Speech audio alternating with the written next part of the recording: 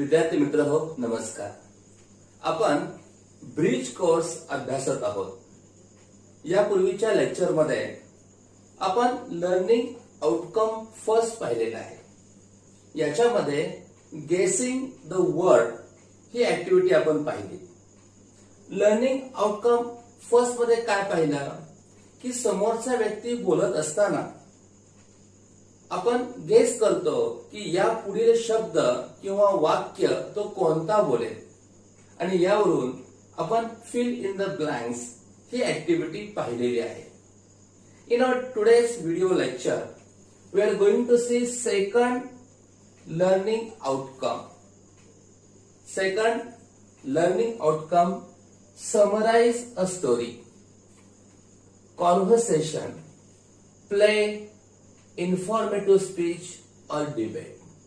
In short, today we have to see about summary writing.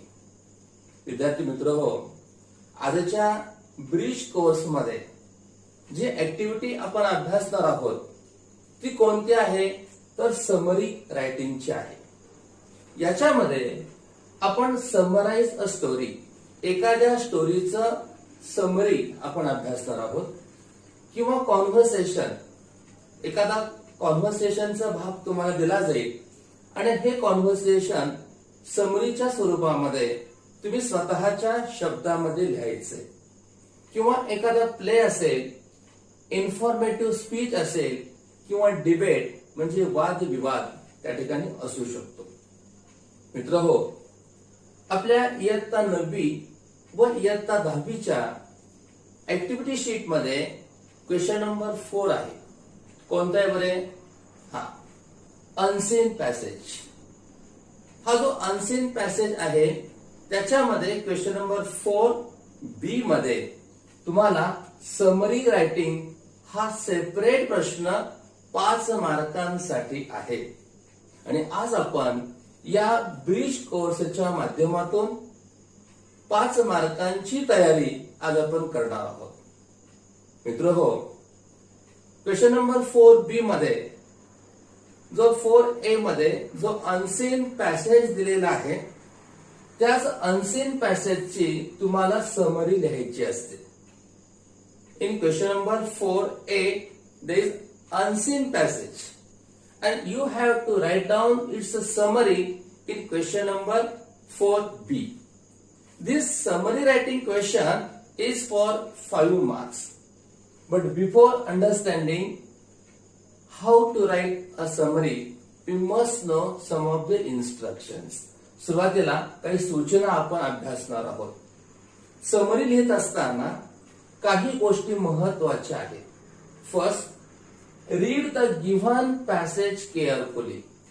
तुम्हाला जो unseen passage दिलेला आहे, आता अनसीन ह्या शब्दाचाच अर्थ असा होतो की हा पॅसेज तुम्ही कधीही अनुभवलेला नाही किंवा पाहिलेला देखील नाही. मग हा अननोन पॅसेज तुम्हाला आहे, टेक्स्टबुकच्या बाहेरचा पॅसेज तुम्हाला आहे, शिक्षकाने शिकवलेला पॅसेज नाही.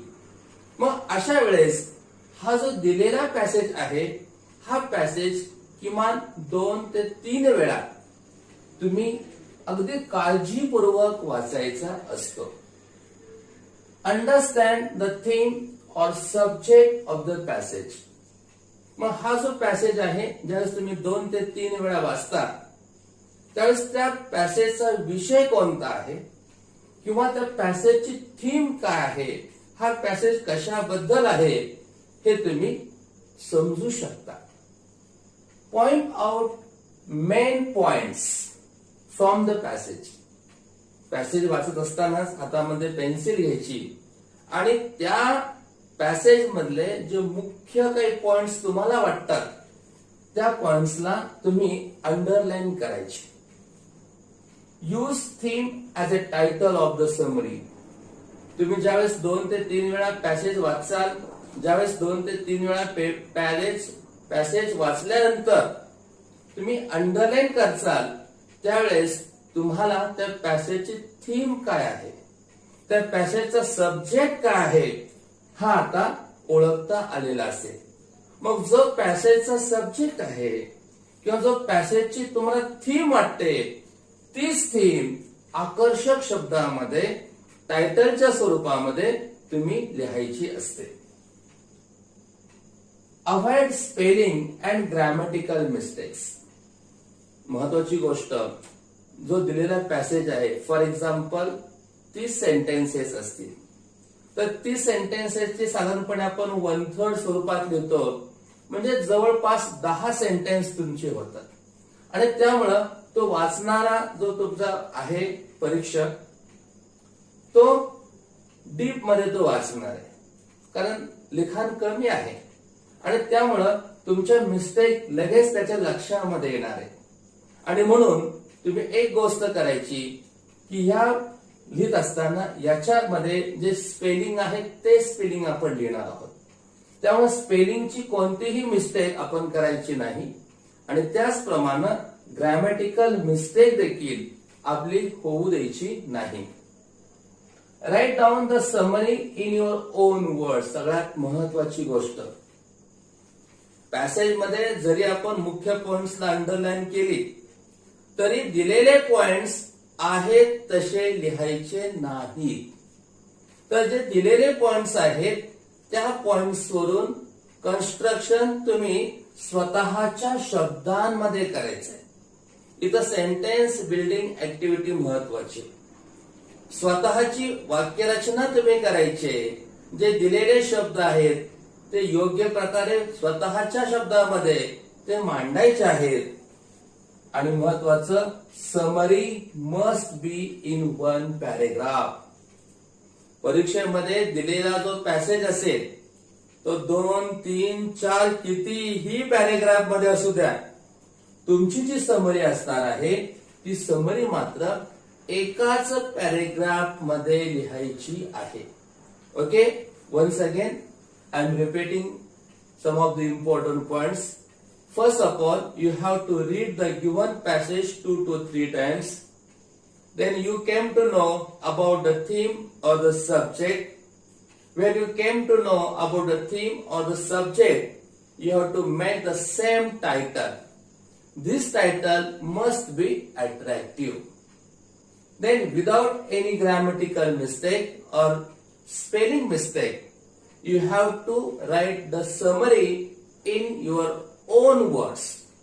And the last and the most important thing is that your summary must be in only 1 paragraph. मित्र हो, आपल्याला ब्रिज कोर्स मध्ये जी लर्निंग आउटकम सेकंड पाहायचंय, याच्यामध्ये समराइज अ स्टोरी. तुम्हाला ऍक्टिव्हिटी मध्ये प्रॅक्टिसला एखादी स्टोरी दिली जाईल किंवा कॉन्व्हर्सेशन संभाषण असेल, प्ले नाटक असेल, इन्फॉर्मेटिव्ह स्पीच असेल, एखादं माहितीपर भाषण असेल किंवा डिबेट वादविवाद असेल. परंतु आपल्या परीक्षेला एसएससी बोर्डाला जो अनसीन पॅसेज जो पॅरेग्राफच्या स्वरूपामध्ये आलेला आहे तोच अनसीन पॅसेज तुम्हाला समरी रायटिंग साठी असतो.